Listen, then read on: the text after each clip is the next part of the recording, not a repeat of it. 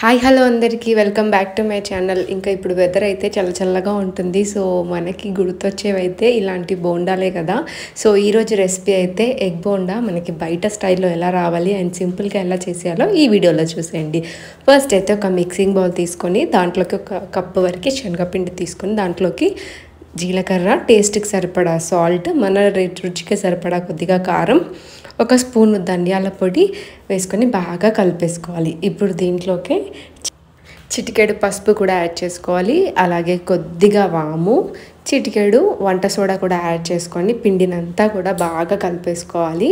ఇప్పుడు మనం దీనికి కొద్దిగా వాటర్ యాడ్ చేసుకుంటూ మనకి ఉండలేవి లేకుండా కూడా బజ్జీల పిండిలాగా అయితే దీన్ని కలిపేసుకోవాలి. ఈ ఎగ్ బోండాలు కానీ ఇలాంటివి ఏం చేసినప్పుడైనా బాగా పల్చగా అయితే కలుపుకోవద్దు. మనకి అలా కలుపుకోవడం వల్ల ఎగ్కి పడకుండా సో అంతగా బోండాలు అనేవి తిక్కుగా రావు.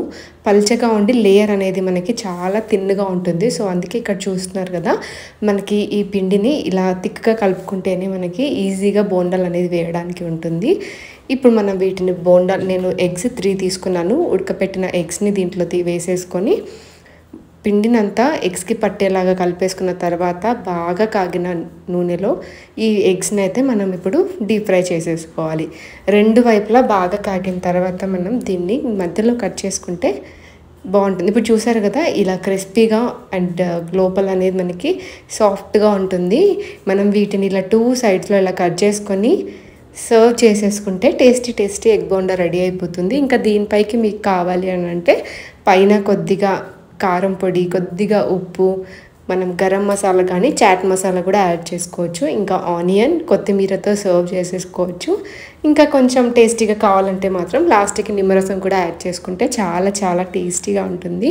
సో ఇంత ఈజీ రెసిపీని తప్పకుండా మీరు స్నాక్స్ టైంలో చేసి పెట్టండి. టేస్ట్ మాత్రం మనం బయట తినేదానికంటే కూడా చాలా బాగుంటుంది అండ్ చేయడం కూడా 2 మినిట్స్లో అయిపోతుంది.